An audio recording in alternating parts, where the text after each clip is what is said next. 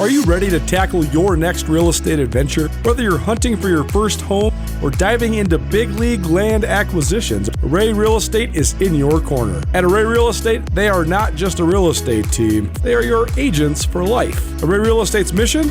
To help you crush your real estate goals one deal at a time. Array Real Estate's roots run deep in the heart of the Pacific Northwest as proud alumni of the University of Idaho. With offices in Coeur d'Alene and Seattle, the team is here to give you a legendary real estate experience. Your success isn't just a goal, it's their top priority. Everything from cozy homes to land development to commercial spaces, Array Real Estate has you covered. They are all about making your real estate dreams come true with a dash of Vandal pride. Ready to make a move? Visit ArrayRealEstate.com and join the fun on Instagram at ArrayRE. Let Array Real Estate turn your dreams into wins. Array Real Estate, your go-to team for all things real estate and proud sponsors of Vandals Weekly.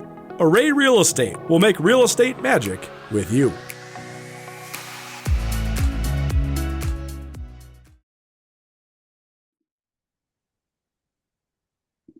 Vandals Weekly back for another week, and we have a repeat guest, at least from last year. Layton Vining was thrown in last year and did a great job sort of anchoring the Idaho offensive line, and now he's one of the veterans back there up front for the Vandals. Layton, thanks for joining us, man. How you doing? Good, man. How are you? Good.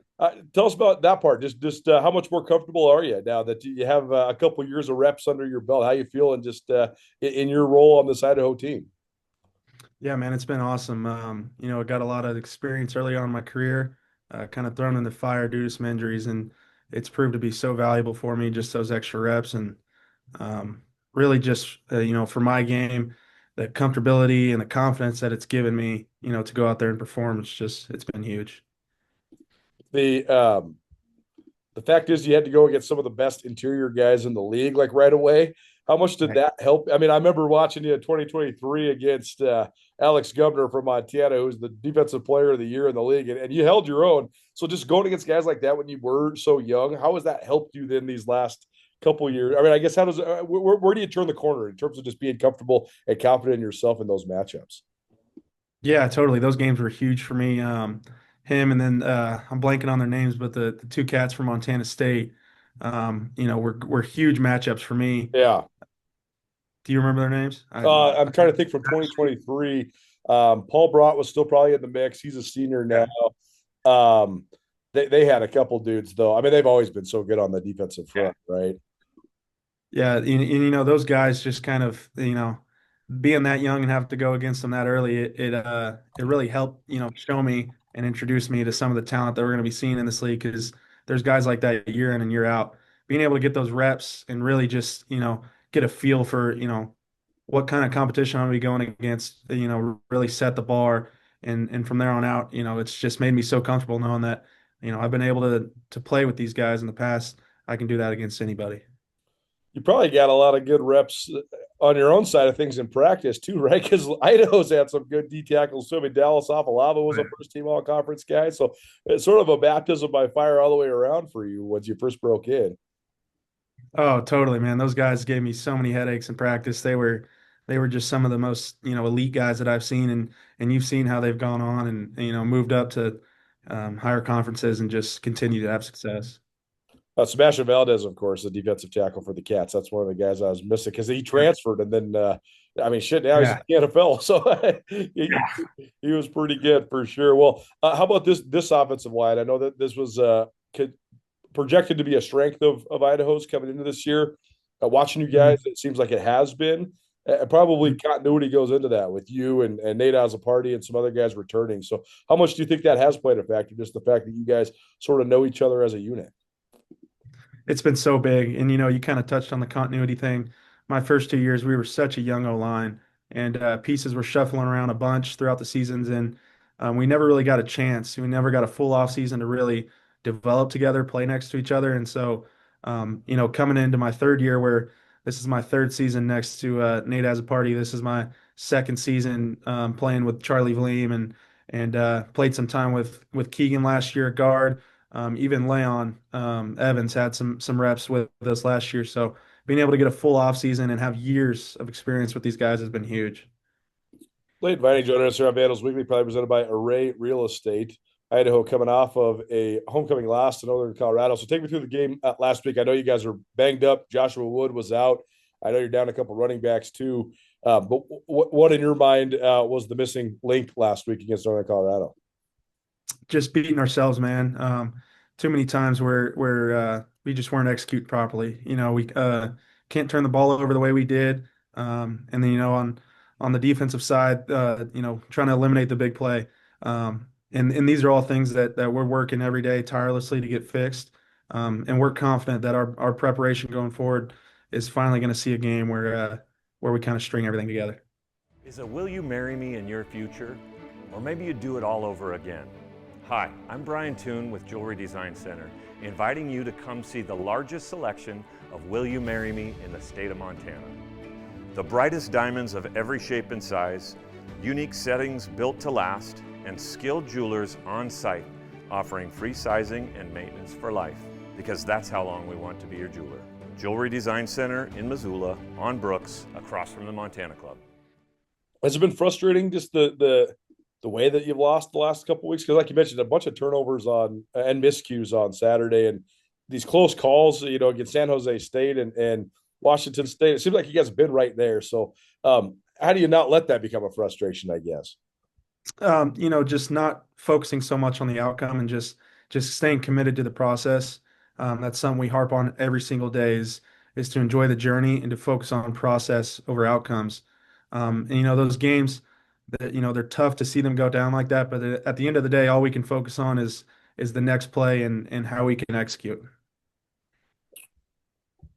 With it, when it comes to the operation of the offense, no need to mention Josh Wood's status, but with him and without him, how is it different operationally? Because I know Jack Wagner played a lot last year too, but to me, it seems like they're just way different style quarterbacks. How does that affect just the way you guys operate as an offensive line, but also just the way that you operate as an offense in general? Really, to be honest with you, not too much. We have so much trust in the whole quarterback room.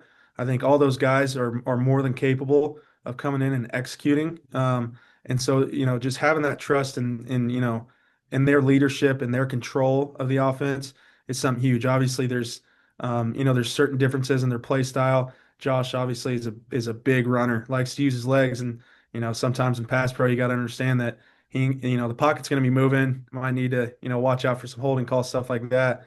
But Jack is great with his legs as well. So really not too much difference as far as expectation and execution.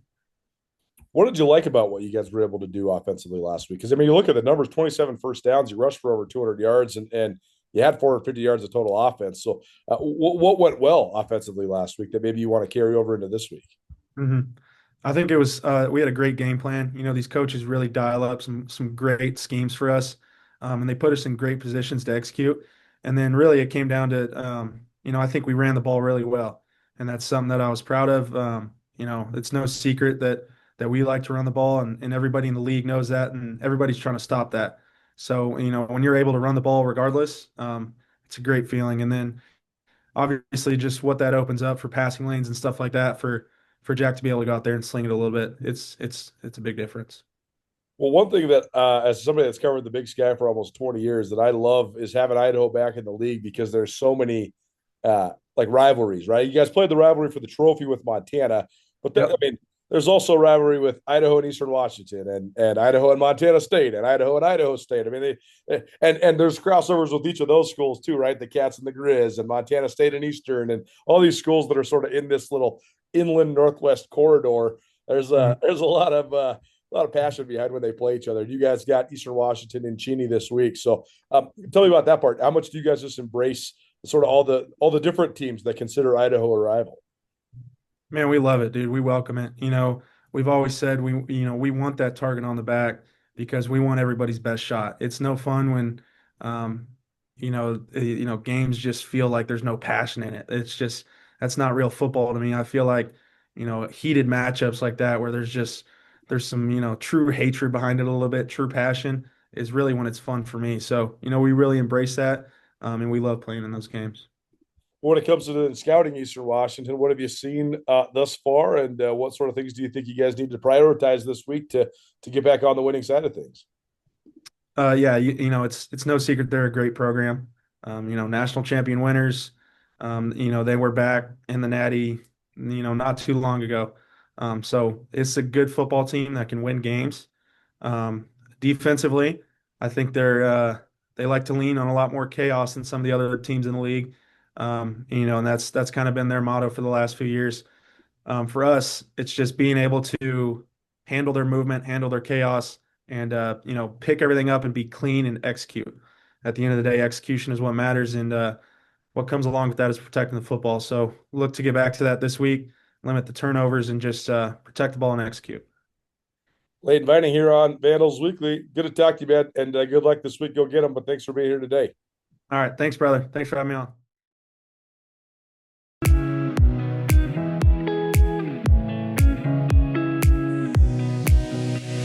Are you ready to tackle your next real estate adventure? Whether you're hunting for your first home or diving into big league land acquisitions, Array Real Estate is in your corner. At Array Real Estate, they are not just a real estate team, they are your agents for life. Array Real Estate's mission?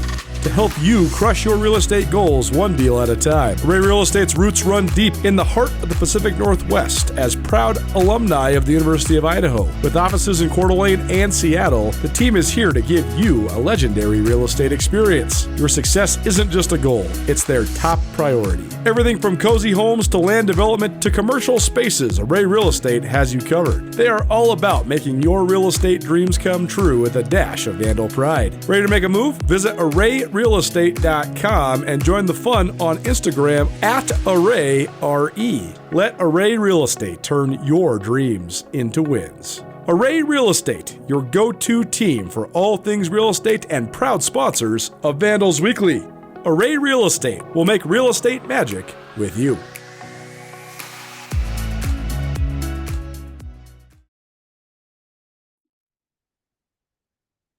Well, Vandals Weekly, probably presented by Array Real Estate. Thomas Ford Jr., the head coach of the Idaho Vandals, joins us once a week here on Vandals Weekly. And, Coach, I want to start with Layton Vining. He's become a stalwart player for you, but a couple of years ago when you were still an assistant, he sort of got thrown into the fire. He was a true freshman, and he's playing center for you, and all of a sudden he's going against Alex Gubner, Big Sky Defensive Player of the Year from Montana in 2023. Then he's going against Sebastian Valdez from Montana State, who, by the way, plays for the San Francisco 49ers now. And then he's playing against a litany of great players, even on your team. Dallas Apalava was an all-conference defensive tackle. He's going against practice every day. So seems like since then he's really grown into one of your best leaders. Just tell me about the way he's anchored your offensive line. Smartest guys on our team. He's a guy that I think very highly of. I actually recruited Layton. Arizona was one of my areas as an assistant, and he was one of those kids that just had grit. Obviously, he's got athletic ability, but he's got a knowledge base of the game that was like second to none for a high school kid. And all he's done since he's got on campus is continue to increase that knowledge. And he's truly the guy that kind of leads the charge in that O-line room in terms of the mental side of things. He's running meetings. He does all kinds of stuff that goes above and beyond what any of the, what we ask any of our players to do. But again, that's why I believe he's going to continue to be a great player and really has had a phenomenal season at the halfway point. When it comes to offensive line and particularly centers, do you believe in recruiting true centers, or do you believe in converting guys to that spot? There's a lot of different theories about this around college football. Yeah, I think it's case by case. Sure. Layton was a guy that was had played all 5 positions at his high school. Actually played a bunch of tackle his junior year, and then they moved him to center his senior year because of his intelligence. But at that position, that's what we're really looking for is intelligence first. Guys that can handle calls, guys that can really kind of organize the offensive line, really lead it from the playing field. And then we're looking for guys with great quickness and then physicality. And I think Layton really embodies all 3 of those things. Yeah, it's interesting because so often the guys that you're going to be getting at the FCS level, they likely did play tackle or guard in high school, right? Because you kind of have to play the guy that's 6'3", 280 at tackle when you're in high school. So, yeah, and the guys that are 6'3", 280 that are 4-star centers are probably going to Georgia and Oklahoma and Clemson, right? So it's just interesting. Right. I thought that's so fascinating. There's only been a couple guys that were like true that I've covered over the years that were like true centers from high school on through into the college days. So just an interesting analysis. That unit, the offensive line, how do you think they're doing, and how important have they been to you guys just operating offensively thus far? First of all, those guys have been playing at a high level for 6 games in a row. They really have been our most consistent group, not just on offense, but on our team. We're averaging right under 200 yards a game rushing, and they're a huge part of that. Obviously, we've got some talented backs, but those guys are really, doing the hard load and moving guys out of the pictures and doing a great job opening up lanes for our backs. And so those guys have been incredibly consistent, and very pleased with their progress, and look forward to continuing to see them get better. Take me through last week. Homecoming loss in Northern Colorado. It seemed like a ton of mistakes that kind of put you guys in a hole. So take me through just the way that it all went down, and what was elusive for you guys a week ago.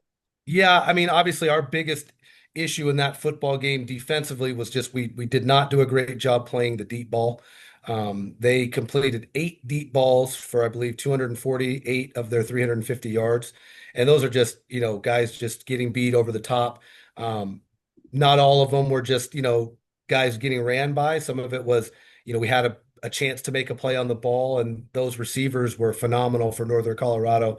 Number 3 and number 1 were excellent receivers down the field, and they just flat out made more plays than we did. So we've got to do a better job coaching them. We've got to do a better job making sure we have drills that are going to carry over to helping those guys find the football. But that was really where most of our defensive struggles lied. All of their touchdown scoring drives had at least one pass of over 20 or more yards. And that's a major area of emphasis for us moving forward. And then we didn't do a great job playing complementary football either. When we're struggling to stop the deep ball, well, we can't give them extra opportunities, and we did turn the ball over 3 times. And so I think it was a culmination of things, but all credit goes to Coach Lamb and those guys over at Northern Colorado, because I thought they had a great plan, and their quarterback played about as high as level as I've seen in this league. He's a very good player. Number 9, I believe, is Gibson. He played really well. We actually got some pressure on him, but he was getting the ball out so quickly and so accurately that we really had a hard time defending those passes down the field. What have you thought of that part? Just the sort of the rebuild that Ed Lamb has not, I'm not going to say completed, but certainly has made progress in there at UNC. Because I mean, that's a team that struggled to win a game the last couple of years, but they've really turned the corner. I mean, they should have beat Colorado State. I don't know if you saw the end of that game. I did, yes. I mean, they really had a chance to beat South Dakota as well. It was an overtime game for them. Right. But I think Coach has done a great job at Northern Colorado. You can tell in their recruiting, they have a very specific philosophy. They're recruiting big, tall, long, athletic dudes on both offense and defense, and it really showed the progress that program is making. Unfortunately, it was to our detriment, but certainly all credit goes out to Coach Lamb, his staff, and his players for really playing a complete game on Saturday. I know you're down your quarterback last week too. So how much does not having Joshua Wood just affect you guys' operation offensively? It's huge. Anytime you lose your starting quarterback, especially a guy as dynamic as Joshua, it definitely hurts.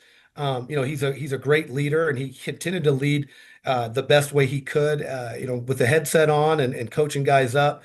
But obviously his physical presence was missed, and we're hopeful to get him back as soon as humanly possible.